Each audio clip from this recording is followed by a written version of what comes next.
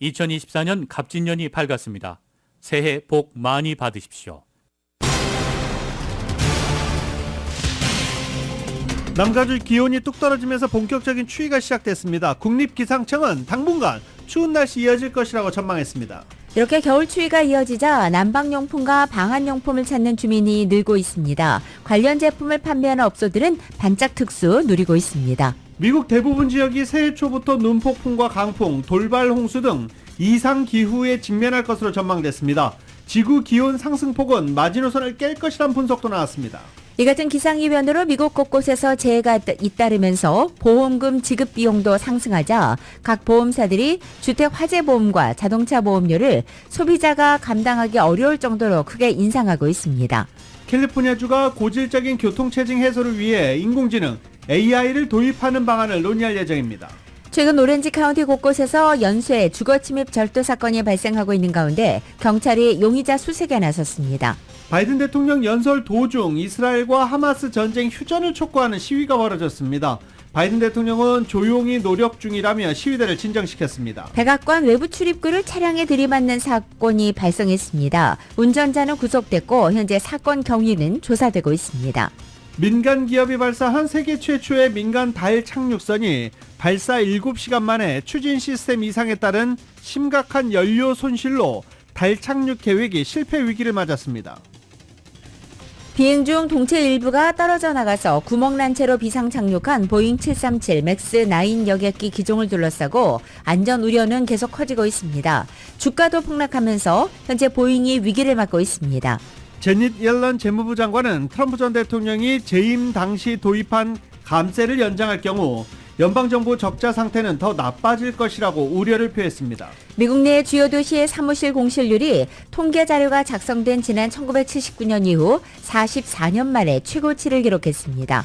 중동을 순방 중인 토니 블링컨 국무장관이 사우디아라비아는 여전히 이스라엘과의 외교 관계에 관심이 있다고 밝혔습니다. 현재 하마스와 전쟁을 벌이고 있는 이스라엘이 북부 전선에서 헤즈볼라와도 충돌이 거세지고 있습니다. 이스라엘이 두 개의 전쟁을 감당해야 할 가능성이 커질 수 있다는 분석도 나옵니다. 지난 2022년 이태원 참사 진상을 규명하고 책임 소재를 밝히기 위한 이태원 참사 특별법이 야당 단독으로 한국 국회 본회의를 통과했습니다. 경찰이 민주당 이재명 대표를 습격한 혐의를 받는 피의자 김모 씨의 신상을 공개하지 않기로 했습니다. 최종 수사 결과는 LA 시간으로 오늘 오후에 나옵니다. 대학 풋볼 챔피언십에서 미시건 대학이 워싱턴 대학을 34대 13으로 꺾고 학교 역사상 처음으로 우승컵을 들어올렸습니다. LA 클리퍼스가 피닉스 선스와의 경기에서 138대 111로 승리했습니다. 레이커스는 오늘 토론토와 홈 경기 같습니다. 오늘 뉴욕 증시는 하락 출발하고 있습니다. 원달러 환율은 1315.7원으로 마감했습니다. 남가주 오늘도 맑고 쌀쌀합니다. LA 한인타운 낮 최고 기온은 64도 예상됩니다. 이 시간 주요 뉴스는 하늘 위 호텔, 세계 최대 항공기 아시아나항공 A380에서 차별화된 서비스를 만나보세요. 고국까지 편안하고 안전하게 모시는 아시아나항공 제공입니다. 여러분 안녕하십니까? 김윤정입니다. 안녕하십니까? 유지승입니다. 2024년 1월 9일 화요일 라디오 솔모닝 뉴스 2부입니다. 남가주 추운 날씨 계속 이어지고 있습니다. 따뜻하게 입고 나가시는 것 잊지 마시기 바랍니다. 출근하신 분들도 계시고 아직 출근 전이신 분들은 참고하시기 바랍니다. 그리고 산타클라리타 밸리와 칼라바사스 그리고 샌퍼난도 밸리 지역에는 결빙 경보가 발령될 만큼 추운 날씨는 계속 이어지고 있습니다. 경보가 내려진 지역에는 서리와 결빙으로 농작물이 죽는 등 피해갈 수 있다라고 밝혔습니다. 또 장기간 추위에 노출된 사람과 동물들은 저체온증을 유발할 수 있다라고 국립기상청은 경고했습니다. 지역 주민들은 일단 민감한 식물을 보호하고 아침에 운전하기 전 차량 창문에 낀 서리를 제거하는 시간도 권장됐습니다. 그리고 언덕길에 주차해 놓으신 분들, 언덕길 오르면서 내려가면서 혹시 결빙됐을 그 구간에 미끄러지지 않도록 주의할 것도 당부됐습니다. 국립기상청은 남가주 많은 지역에서 이번 시즌 가장 추운 밤이 될 것이다 라면서 이번 주간을 예상했으며 오늘 내륙 지역을 중심으로 추위가 약간은 완화될 수 있을 것으로 전망했지만 그래도 이번 주 내내 평년보다 낮은 기온은 유지될 것으로 보입니다. 이런 가운데 남가주 일부 지역에는 오늘 또 강풍이 불 것으로 전망되고 있습니다. 국립기상청은 엔텔로밸리를 비롯한 내륙 지역에 오늘부터 11일 목요일까지 강풍이 예고돼 있다고 밝혔습니다. 따라서 엔텔로밸리 푸틸 서부와 오번 프리웨이 중심으로 오늘 오전 10시부터 내일 오후 4시까지 강풍주의보가 발령됐고 또 내일 오후부터 다음날 11일 오후까지는 강풍경보로 격상됩니다. 국립기상청에 따르면 오늘부터 내일로 접어들며 이들 지역 강풍은 시속 20-30마일로 그리고 또 55마일의 돌풍을 동반할 것으로도 예상되고 있고 내일 오후에는 시속 무려 70마일에까지 달할 수 있다고 덧붙였습니다. 국립기상청은 또한 이번 강풍으로 나무가 쓰러지고 전선이 끊어져 정전 사태가 발생할 가능성도 있다고 밝혔습니다. 이렇게 남일치가 추워지면서 본격적인 추위 시작됐다라는 이야기도 나오고 있는 중입니다. 그러면서 이 하나 더 있어야 되겠는데, 하나 더 입어야 되겠는데, 난방용품, 방한용품 구입하는 한인들이 크게 늘었다고 합니다. 이은 기자가 보도합니다. 그동안 온화한 날씨가 이어져 겨울철임을 실감하기 어려웠던 남가주 일원에 지난 주말부터 강풍과 함께 수은주가 뚝 떨어지면서 곳곳에 한파주의보가 내려졌습니다. 강풍까지 겹치면서 거리 곳곳에 잔 나뭇가지가 떨어지고 가정집에는 설치된 차량도 떨어진 곳도 많습니다. 강풍은 콜로라도에서 시작해 뉴멕시코로 향하는 중이라 남가주에도 영향을 끼친 것으로 한파로 인해 이번 한 주는 날씨가 맑아도 기온은 추운 날씨가 이어질 전망입니다. 인랜드 엠파이어 지역은 기온이 32도 아래로 떨어지는 한파주의보를 9일 오전 9시까지 연장했습니다. 인랜드 엠파이어의 경우 최저기온이 27도로 예상됩니다. 갑작스런 강추위에 난방용품과 겨울철 이불, 의료구비를 위해 타운 업소를 찾는 한인들이 최근 수요일에 부쩍 늘었습니다. 생활용품 전문점 김스전기에 따르면 최근 수요일 들어 소형 난로, 라디에이터 등 난방용품에 관한 문의와 구매가 폭증했습니다. 집에서 쓸 수 있는 포로브 히터도 많이 구입하시고, 그다음에 두꺼운 양말이라든지 입을 수 있는 내복이라든지 아니면은 전기요, 침대에 깔 수 있는 전기요라든지 아니면은 학생들 공부하면서 쓸 수 있는 손난로라든지 그런 거를 많이 찾고 있습니다. 특히 따뜻한 잠자리를 위해 전기요 구입이 많이 늘었습니다. 회사에서 사용할 수 있는 소형 난로나 전기방석을 찾는 직장인 여성들의 발걸음도 늘었습니다. 방한 외투 등 겨울 의류, 그리고 극세사 등 겨울철 두꺼운 이불을 찾는 한인들도 수요일에 부쩍 늘었습니다. 겨울철 들었다고 해도 지난 11월과 12월에는 추위가 없었기 때문에 그동안 방한용품 필요를 느끼지 못했던 한인들이 1월 들어서 찾아온 매서운 추위에 지금에서야 본격적인 겨울용품 구비에 나서는 모습입니다. 남자분들 윈브레이커, 여성분들 이렇게 바람막이 옷들 있죠? 안에 솜이 들어가 있는 그런 잠바 같은 거, 그런 것도 지금 저희가 구비해 놓고 있습니다. 손님들, 아버님, 어머님들 오셔서 많이들 사가십니다. 특히 요즘 많이 나가는 거는 아무래도 집에 계실 때 추우시니까 이 내복을 많이 사가세요. 남가주에는 이번 주 내내 낮 최고 기온이 60도를 약간 웃도는 쌀쌀한 날씨가 이어질 것으로 예상됩니다. 라디오 서울 뉴스 이은입니다. 미국 대부분 지역이 새해 초부터 눈폭풍, 강풍, 돌발 홍수 같은 이상기후에 직면할 것으로 전망됐습니다. 기상 전문 채널 등에 따르면 금주의 미국 서부 태평양 연안의 워싱턴주에서부터 중부의 태평원과 오데오 일원, 동북부 대서양 연안의 매사추세츠주까지 40여 개 주가 바로 눈보라, 강풍, 돌발 홍수 등의 악천후의 영향을 받을 것으로 예보된 것입니다. 특히 어제 워싱턴주를 비롯해서 오리건, 아이다호, 몬태나, 콜로라도, 캔사스, 네브라스카 등 서부와 중부 태평원 지대에 눈보라 경보가 발령됐습니다. 콜로라도주 남동부에는 어제 강한 바람과 함께 46cm에 달하는 눈이 쌓이면서 이번 겨울 최대 적설량 기록을 세울 것으로 예보됐습니다. 기상당국은 이번 눈이 뉴멕시코와 콜로라도, 네브라스카를 휩쓸고 이 최대 시속 120km의 돌풍에 날리면서 시야를 극도로 제한하고 이동을 불가능하게 할 수 있다며 주민들의 각별한 주의를 당부했습니다. 아울러 텍사스에서부터 플로리다까지 이어지는 멕시코만 연안에는 토네이도의 위협과 함께 폭우가 내리면서 돌발 홍수 가능성이 예보됐습니다. 이 토네이도 위협은 9일 사우스캐롤라이나, 노스캐롤라이나로 북상할 예정이고 10일에는 버지니아에서부터 메인주에 이르는 북동부 지역에 강력한 비가 내리면서 지난 주말에 내렸던 폭설을 녹여 돌발 홍수를 유발할 가능성도 나와 있습니다. 특히 워싱턴 DC에서부터 필라델피아, 뉴저지, 코네티컷, 매사추세츠주로 이어지는 주간고속도로 95번 인근 지역에 피해가 클 것으로 예상됐습니다. 올해 지구 기온 상승폭이 국제사회가 보는 마지노선 1.5도씨를 깰 것이라는 전문가 분석이 나왔습니다.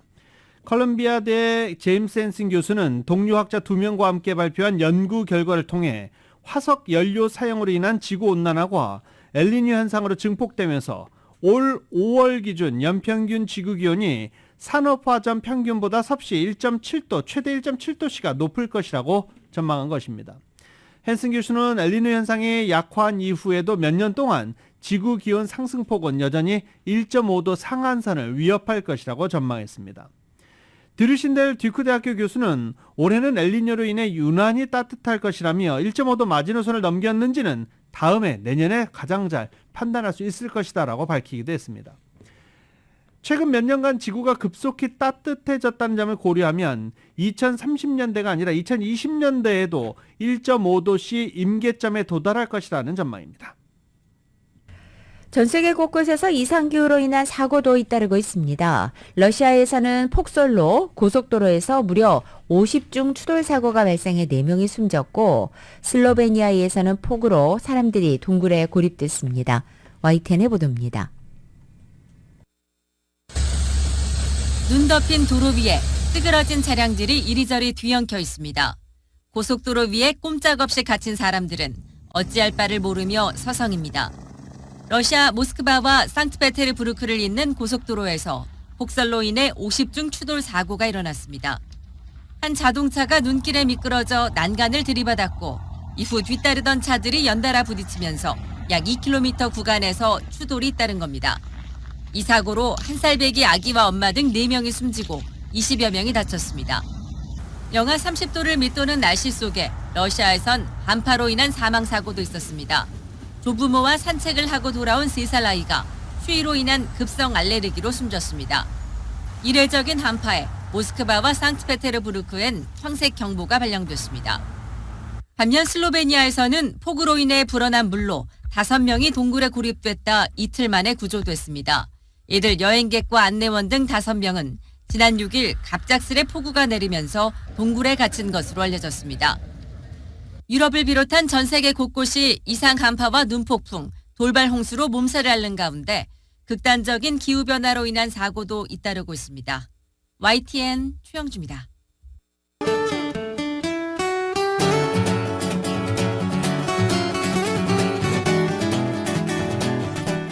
1월 9일 화요일 남가주의 날씨입니다. 오늘 아침 출근길 올겨울 들어 가장 쌀쌀한 기온으로 시작하고 있습니다. 오늘 이른 새벽 한때는 일부 지역이 30도를 밑돌았고 대부분 지역 40도를 밑도는 한겨울 아침 기온으로 시작했습니다. 다행히 해가 뜨면서 현재 조금씩 기온이 오르고 있고 오늘 하루도 쾌청한 날씨를 보여서 한낮에는 따스한 햇살 비치겠습니다.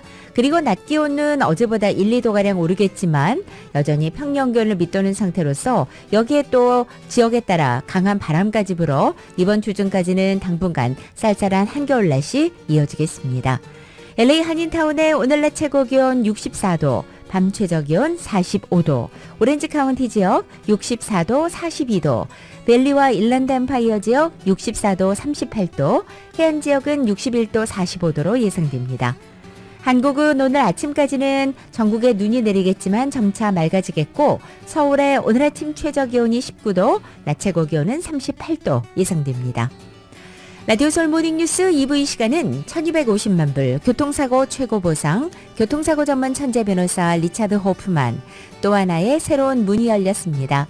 한인은행 최초로 라스베가스에 진출한 오픈뱅크, 총 20억 달러의 승소, 크고 작은 교통사고와 상해 브라이언 타필라와 시즐러, 한인타운 올림픽과 카탈리나의 새 지점을 오픈했습니다. 고객과 함께 새로운 미래를 열어가는 US 메트로뱅크 공동 제공입니다.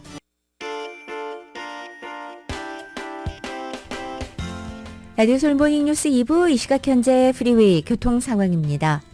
10번 웨스트 방향입니다. 샌게브리얼 블루바드로 내리는 지점 고장 차량 한 대 멈춰 있습니다. 210번 웨스트 방향 하일랜드 에비뉴와 만나는 지점에 이중 추돌 사고 있습니다. 10번 웨스트 방향 크레인셔 블루바드와 만나는 지점 세 번째, 네 번째 레인에 걸쳐서 이중 추돌 사고 있습니다. 101 사우스 방향입니다. 콜드워터 캐년 블루바드로 내리는 지점에도 이중 추돌 사고 있습니다. 118번 웨스트 방향 405번과 만나는 지점 두 번째, 세 번째 레인에도 이중 추돌 사고 있습니다. 405 사우스 방향입니다. 선셋 블루바드와 만나는 지점 3중 추돌 사고 있습니다. 참고하시고 안전운전하시기 바랍니다.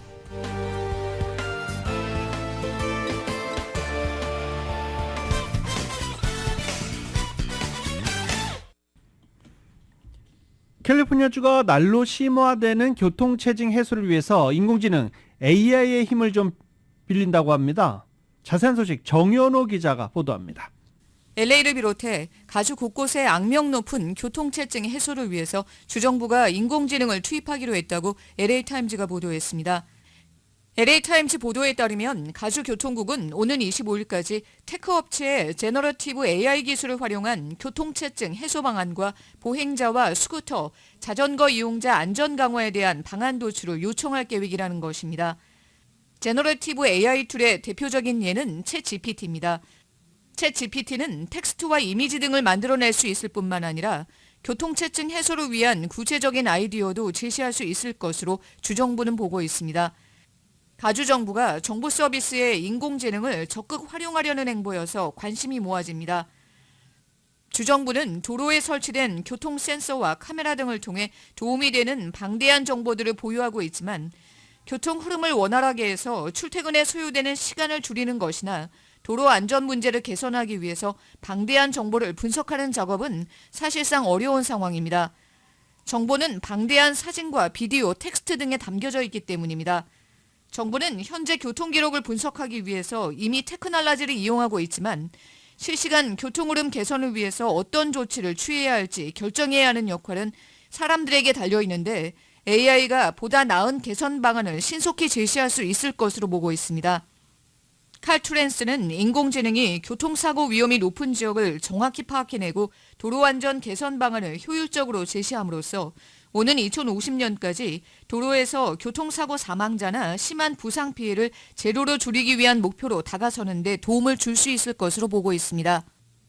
정부가 인공지능 기술을 적극 활용함에 따라 정부기관 업무 수행에도 변화가 생기겠지만 그렇다고 인공지능이 모든 업무를 대체하는 것은 아니라고 강조했습니다. 교통 흐름을 분석하기 위해 인공지능을 이미 활용하는 회사들이 있는데 대표적으로 구글과 인닉스 등을 들 수 있습니다. 라디오 서울뉴스 정연호입니다. LA 통합교육부가 어제 일제히 개학한 가운데 보건 전문가들이 호흡기 질환 바이러스 감염이 급증할 것을 우려하고 있습니다. 최근에 확산되고 있는 코로나 바이러스와 호흡기 세포 융합 바이러스인 RSV 그리고 독감까지 학생들의 개학과 함께 더 확산될 수 있다는 우려를 나타낸 것입니다. 이런 가운데 알바리토 카발리오 교육감은 학교 후에도 반드시 아이들을 점검하고 위생 지침을 잘 준수하도록 해야 한다고 강조했습니다. LA 카운티 보건당국은 학생이 코로나 검사에서 양성 반응이 나오면 즉각 격리하고 집에 머물러야 한다고 밝혔습니다. 다만 기간을 특별히 정하지는 않았습니다. 또 체온이 100도 이상의 고열이 발생해도 등교하지 말 것을 권고했습니다. LA시 의회도 재개됩니다. LA시 의회는 지난 3주 동안 겨울 휴회를 마치고 오늘부터 업무에 복귀합니다. LA시 의원들은 오늘 업무 복귀 첫날 노숙자 문제와 주택 관련 문제 등을 가장 집중적으로 들여다볼 것으로 보입니다. 임시주택 부지에 대한 임대 연장 제한 등도 역시 검토할 예정입니다. 오늘 LA시의회는 주택 문제 관련 2가지 보고서도 받을 예정입니다. 저렴한 임대료를 유지하기 위해서 특정 부동산 경우 임대료 인상에 대한 제한을 가하고 있는데 이 같은 LA시 보존 프로그램에 대해서 내놓을 결과물이 보고받을 예정입니다. 또 다른 보고서는 노숙자 예방을 위한 LA시 노력에 초점을 맞춰 당초 기대했던 만큼의 효과를 내고 있는지 살펴볼 예정입니다. LA시의회는 이 보고서를 받아들고 내용을 검토한 후 확대되고 있는 보존 프로그램에 대한 자금을 지원하기 위한 여러 가지 권장 사항을 계속 진행해 나갈지 여부를 결정할 예정입니다. 연방대법원이 어제 멘톨을 포함한 가향 담배 판매를 전면적으로 금지한 캘리포니아 주 법에 대한 담배 회사들의 효력 금지 상고를 기각했습니다. 이로써 가향 담배 판매 금지 주 법은 그대로 효력을 이어가게 됐습니다. 담배 업계는 지속적인 소송을 제기하면서 이에 저항해 왔지만 이번 결정으로 인해 캘리포니아주는 매사추세츠주에 이어서 두 번째로 모든 가향 담배 판매를 법적으로 금지하는 주가 된 것입니다. 미국에서는 상대적으로 손쉬운 접근이 가능한 가향 담배 제품 판매로 10대들의 담배 소비가 크게 늘고 있다는 비판이 제기돼 왔습니다. 멕시코 국경을 거쳐 미국으로 불법 입국을 시도하다 단속된 중국인이 작년 급증한 것으로 나타났습니다. CNN은 미국 정부 통계를 인용해 2023년 1월부터 11월까지 3만 1000명 이상의 중국 국민이 멕시코를 통해 미국으로 불법 입국을 시도하다 적발됐다고 전했습니다. 이전 10년간의 연평균 수치 1,500명의 20배가 넘는 수치입니다. 최근 많이 늘어난 멕시코발 미국 불법 입국 시도자 가운데 중국에서 온 사람들의 비율이 가장 빠른 속도로 증가하고 있다고 CNN은 덧붙이기도 했습니다. 이런 상황에서 중국인에게 미국 입국을 알선 또는 안내하는 사업체, 소셜미디어 계정 등도 속속 등장하고 있습니다. CNN은 코로나 팬데믹에 따른 봉쇄가 작년 해제됐음에도 중국 경제가 좀처럼 살아나지 못하면서 청년 실업이 20%를 넘어선 상황, 10년을 넘긴 시진핑 주석 체제 하에서 중국의 사회 통제가 점점 엄격해지고 있는 상황 등을 이 같은 불법 이민 시도 증가의 배경으로 열거했습니다.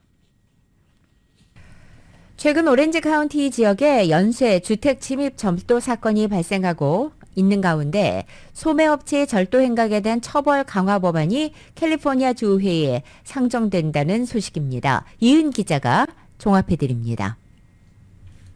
지난달부터 오렌지 카운티 곳곳에서 연쇄 주거침입 절도 사건이 발생하고 있는 가운데 경찰이 연쇄 절도 행각을 벌이는 용의자 수색에 나섰습니다. 첫 절도 피해는 지난달 9일 웨스트민스터의 가정집에서 일어났는데 절도범은 2층 창문을 통해 주택에 침입한 후 수천 달러에 달하는 현금과 보석을 훔쳐 달아났습니다. 용의자는 피해자들이 집에 도착하기 3분 전에 현장에서 달아났습니다.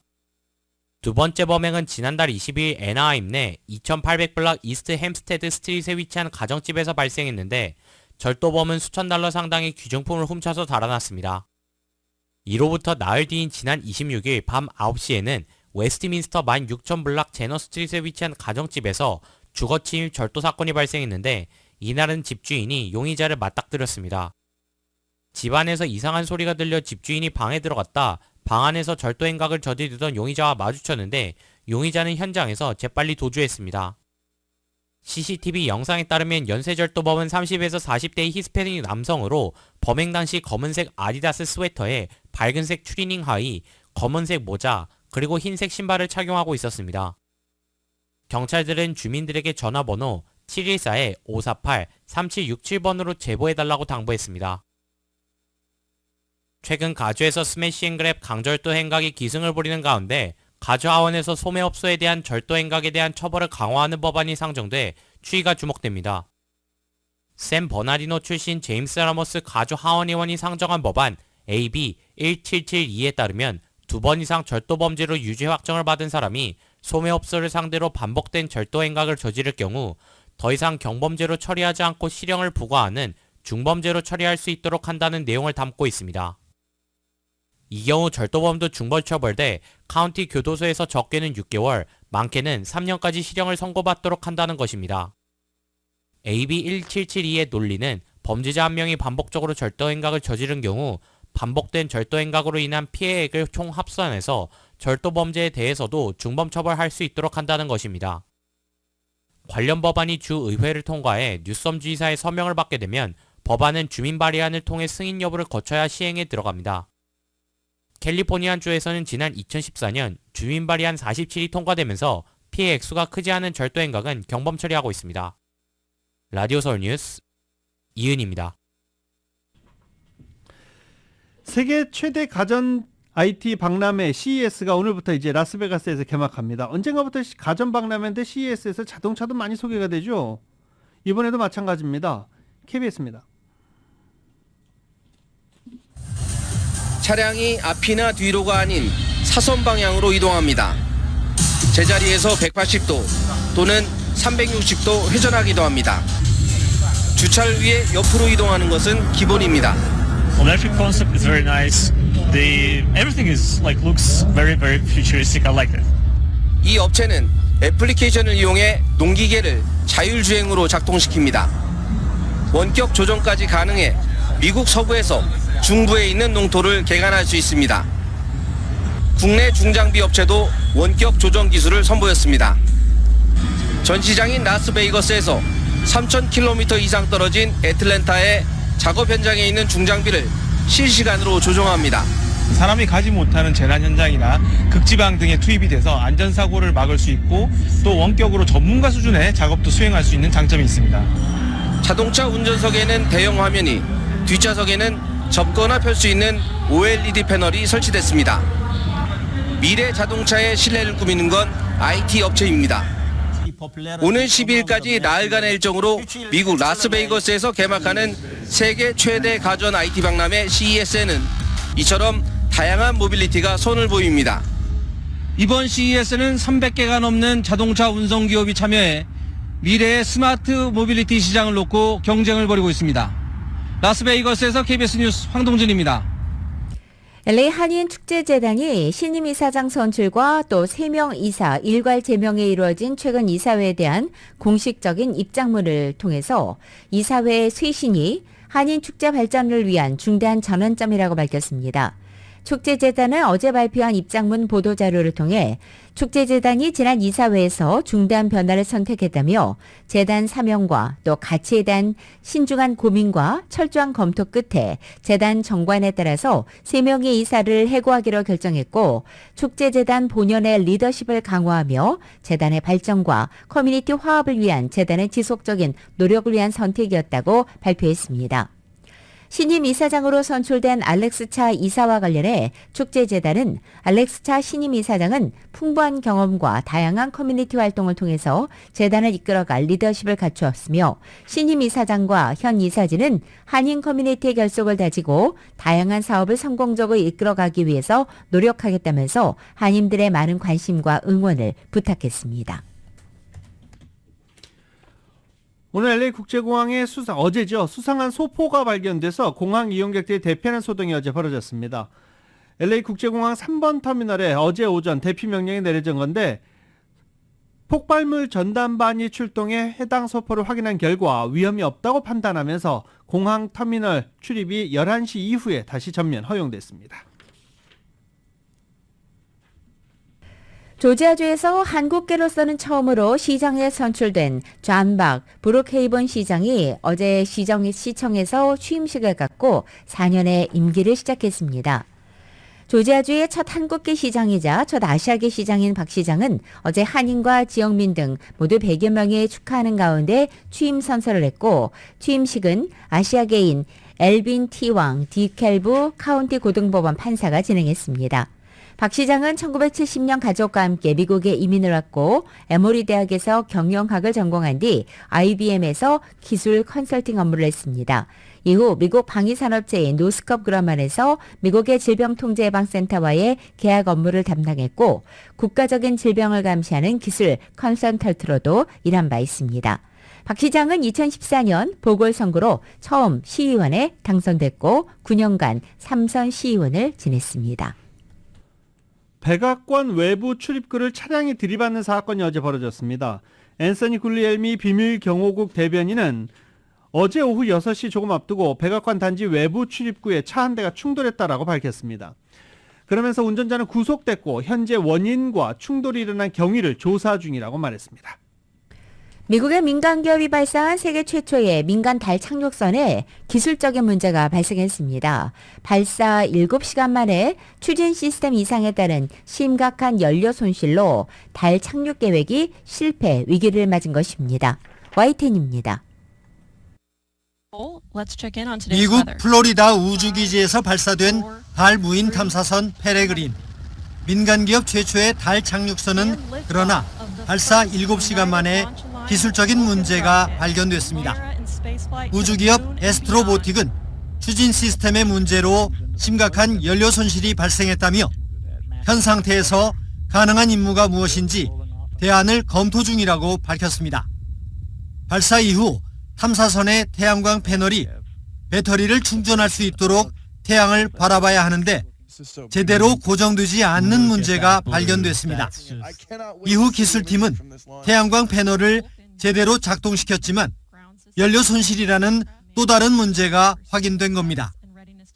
탐사선은 당초 달 표면 구성과 방사능을 조사할 과학 장비와 탐사 로봇을 싣고 다음 달 23일 달 앞면에 있는 용암지대에 착륙할 예정이었습니다. We've sent many probes that orbit around the moon, like Lunar Reconnaissance Orbiter, but they look at it from afar. This is going to be our first chance to go back and really make those measurements that really touch the surface and see what's really there. 미국의 달 표면 탐사는 1972년 말 유인 달 탐사선 아폴로 17호 이후 51년여 만입니다. 미 항공우주국 나사는 페레그린 탐사선이 달에 장비 등을 내려놓는 대가로 약 1,400억 원을 지불했습니다. 영국 BBC 방송은 탐사선이 원래 임무인 달 착륙 대신 집중적인 자료 수집 등 다른 임무를 수행할 것이라고 보도했습니다. YTN 김태현입니다.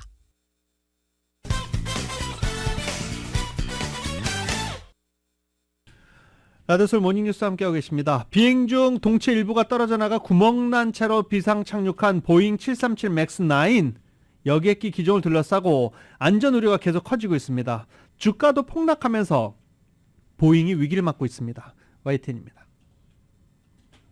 알래스카 항공사의 보잉 737 맥스 9 사고를 조사하고 있는 미 당국은 볼트가 제대로 장착됐었는지 또 느슨해지지는 않았는지 확신할 수 없다고 밝혔습니다.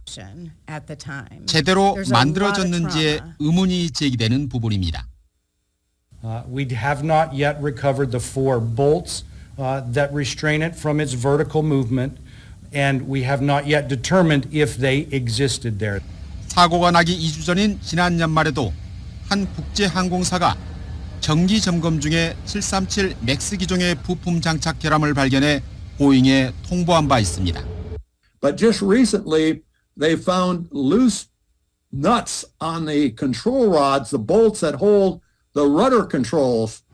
이를 증명하듯 사고가 난 알래스카 항공사뿐만 아니라 다른 항공사의 같은 기종에서도 보호 플러그의 볼트가 느슨해져 있는 것이 발견됐습니다.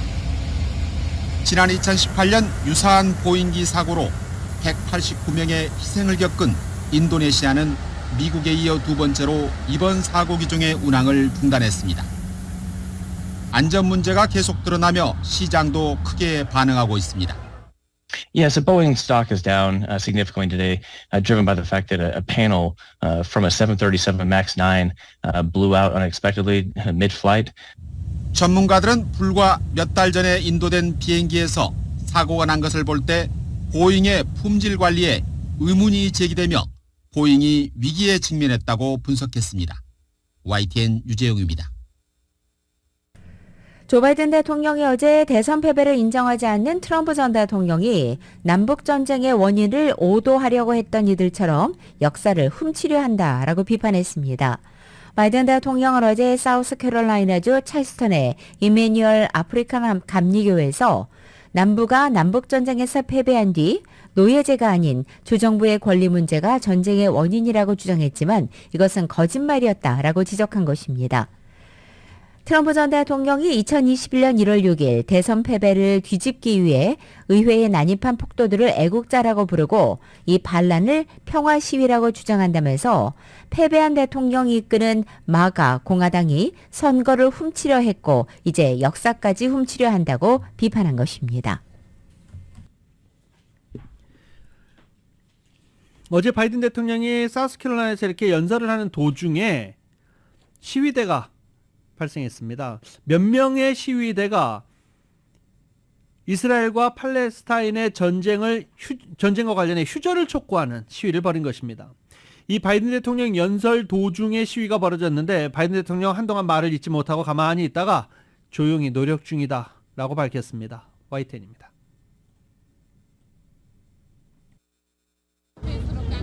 미국 뉴욕 시내로 출근하는 길목인 브루클린 다리 등 곳곳을 막고 기습 시위가 벌어졌습니다.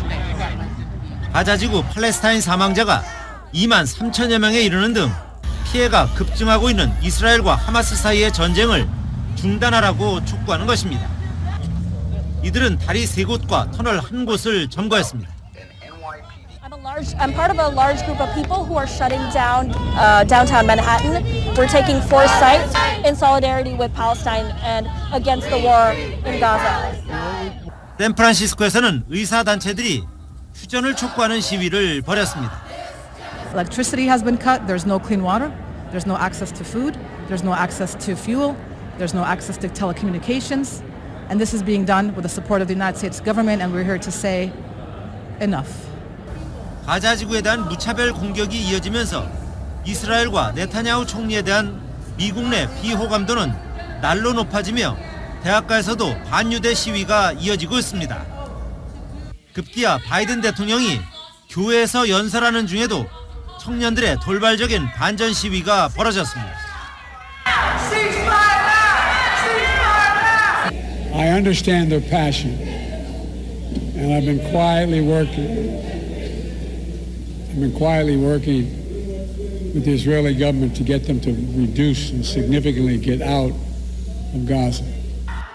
이스라엘과 하마스 간 전쟁이 길어지면서 바이든 정부의 부담이 갈수록 커지는 가운데 토니 블링컨 미 국무장관은 이스라엘을 또 방문해 해결책 모색에 나섰습니다. YTN 이동호입니다. 오들랜드 힐스와 카노가 파크의 스몰 비즈니스들이 증오범죄 피해를 보고 있습니다. LAPD는 8일 새벽 3시 30분경 29,000 이 빅토리 블루버드에 위치한 스몰 비즈니스 업체들의 유리창이 깨졌다고 밝혔습니다. 감시 카메라에 잡힌 것에 따르면 한 남성이 큰 돌을 들고 지나가면서 각 업체들의 유리창에 던지는 장면이 포착된 것입니다. 이곳은 유태인들이 운영하는 비즈니스들이 있어서 증오범죄와 관련해 조사가 진행 중이고 또 일부 업소는 유대인이 아닌 것으로도 확인돼서 불특정 다수의 공격에 초점이 맞춰지고도 있습니다. 영상에 따르면 남성은 자전거에 가득 돌을 싣고 와서 하나씩 던지는 모습을 보여 계획범죄와 관련해서도 수사하고 있습니다. 또 지난 6일 6천 토펜가 캐년 블루버드에 위치한 인앤아웃 버거와 페인트샵, 간판가게, 매트리스 업체 그리고 타이어샵의 유리창도 새벽에 깨진 것과 관련해 역시 같은 용의자로 보고 수사를 진행하고 있습니다. 중동을 방문 중인 토니 블링컨 국무장관이 사우디아라비아는 여전히 이스라엘과의 외교 관계에 관심이 있다라고 밝혔습니다. 뉴욕타임즈에 따르면 블링컨 장관은 사우디의 실권자 무함마드 빈 살만 왕세자와 면담 후 기자들에게 이렇게 말했습니다. 또 무함마드 왕세자가 사우디와 이스라엘이 외교 관계를 수립하는 것은 여전히 가능하지만 이를 위해서는 가자지구 전쟁 종식과 팔레스타인 국가를 위한 실질적인 조치가 필요하다라고 말했다고 전했습니다. 블링컨 장관은 이 지역에서는 그것을 추구하는 데 분명히 관심이 있다라고 덧붙였습니다. 제너 옐런 연방재무부 장관이 어제 도널드 트럼프 전 대통령이 재임 당시에 도입한 감세를 연장할 경우 연방정부의 적자 상태는 더 나빠질 것이라고 우려를 표했습니다. 옐런 장관은 정부가 새로운 수입원을 찾지 않으면서 감세와 일자리법에서 만료될 예정인 감세를 유지하면 재정 적자와 관련해 심각한 우려가 있을 것이라는 입장을 밝힌 것입니다. 블룸버그 통신에 따르면 트럼프 전 대통령은 다시 당선이 되면 재임 기간이었던 2017년 TCJA, 즉 감세와 일자리법을 통해서 도입해 2025년 말에 만료되는 개인소득세 감세법을 영구적으로 유지할 계획이라고 밝혔습니다. 트럼프와 공화당 측은 감세가 경제 발전을 촉진할 것이라고 주장했지만 민주당과 여러 경제학자들은 감세 혜택이 부유층에게 과도하게 집중됐고 별다른 경제 효과 없이 적자만 키운다고 지적한 바 있습니다. 지난해 11월 미국의 무역 적자가 감소한 것으로 나타났습니다. 11월 미국의 무역 수지 적자는 632억 달러로 전월 대비 2% 감소했습니다. 11월 적자 폭은 월스트리트저널이 집계한 전문가 전망치를 밑도는 수치입니다.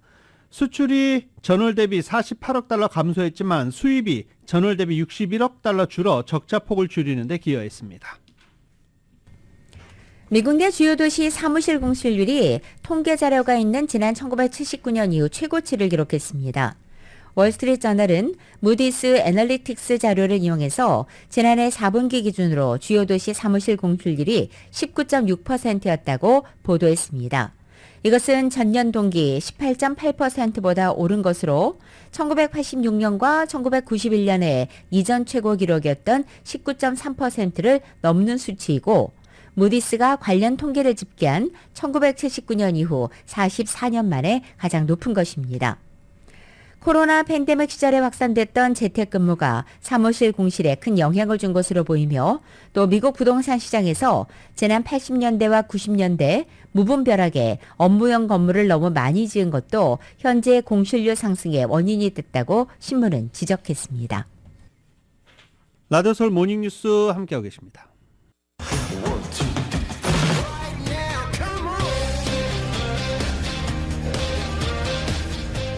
라디오솔 모닝뉴스 스포츠 소식입니다. 스포츠 소식은 전문가가 추천하는 이민법과 가정법 전문 제인정 종합법률사무소 제공입니다. 어제 LA 클리퍼스가 피닉스 선즈와의 경기에서 138대 111로 승리를 거뒀습니다. 이 전날 경기에서 레이커스에게 패하면서 5연승 행진이 마감됐던 클리퍼스는 한 번 패했지만 그래도 다시 계속 상승세를 이어가고 있습니다. 피닉스 선즈는 올해 케빈 듀란트를 영입하고 크리스폴을 내보내면서 우승에 대한 욕심을 드러내기도 했는데 일단은 성적은 좋지 않아요. 네, 그리고 전체적인 전력도 클리퍼스에 비해서 다소 낮게 평가받고 있는 그런 상황입니다. 레이커스 어제 경기 없었고요. 오늘 토론토와 홈 경기를 갔습니다. 맨유가 3부 리그 팀 위건을 가볍게 이기고 잉글랜드 FA컵 32강에 올랐습니다.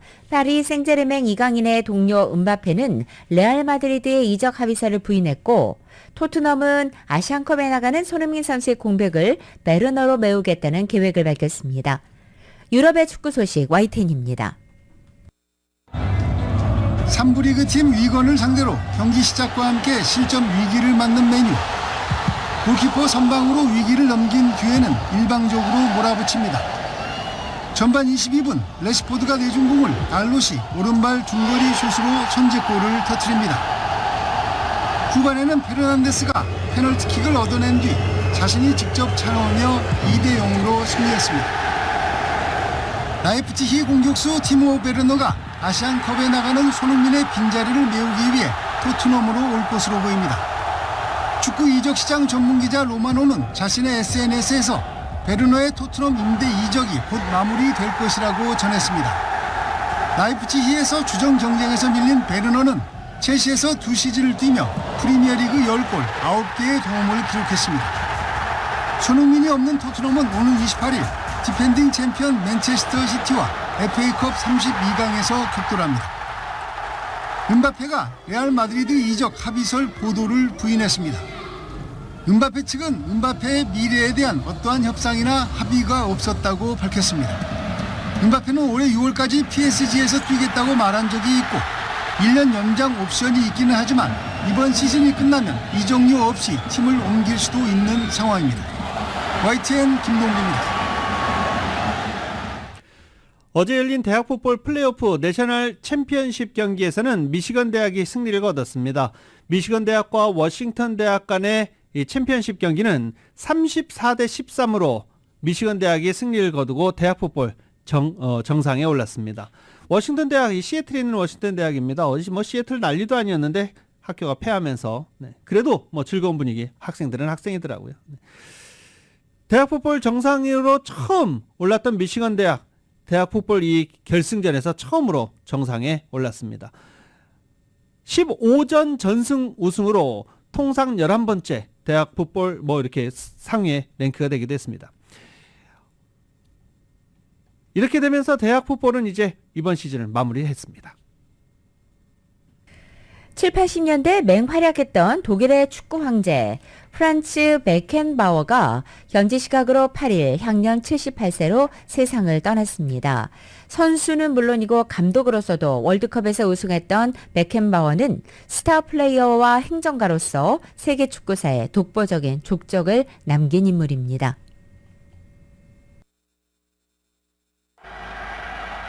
독일 대표팀 선수 시절 베켄바워가 불가리아를 상대로 프리킥을 차는 모습입니다. 1945년 뮌헨에서 태어난 베켄바워는 13살인 1958년 명문 바이에른 뮌헨에 입단해 축구를 시작했습니다. 바이에른 뮌헨을 독일 프로축구 리그인 분데스리가에서 4차례 정상에 올려놓고 유럽 축구연맹 우에파 챔피언스 리그의 전신인 유러피언컵 3연승이라는 위협도 달성했습니다. 특히 월드컵에서의 활약은 그를 전설로 만들었습니다.